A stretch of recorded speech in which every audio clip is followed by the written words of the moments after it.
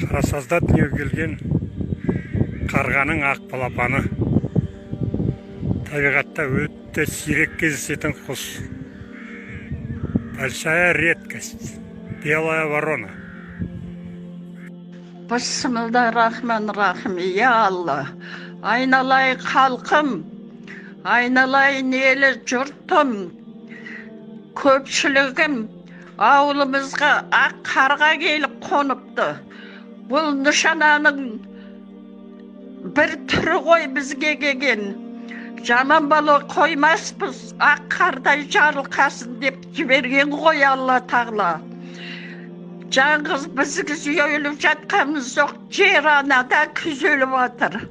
Соған көпшілік бәрімізді жұмылып, Алладан сұрайық, Алла жаратқан елден сұрайық көпшілік.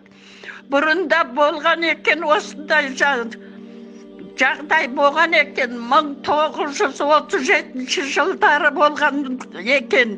Менің үлкен аталарым айтушы еді, 37 жыл туғайсы қарағым. Сонда қиын жағдай болған.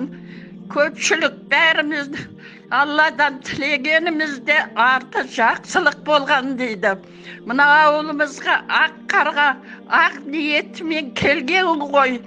Жер анада қорланып атқан ғой.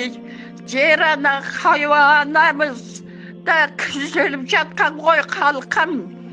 Аллаға сыйынайық, артын күтейік, дүрбелең жасамайық.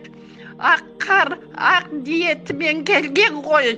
Онша дүбірлемей, Құдай тамағымызды, жеті шелпеңімізді аямайық, Алладың жақсылығына аямайық халқым. Қорықпаңдар. Ол ауылымызға келген бір ниеті жақсы қарғалар шығар. Тілеуі жақсы шығар, қорықпаңдар. Көпшілігін білуші едім, мен қазір аяқ асты естіп, не айтып, не қоярым білмей жатырмын. Мен үлкен анамын, 90-да алқымдаған шырақтарым. Бәріміз бірлесейік, бір ниетте болайық шырақтарым.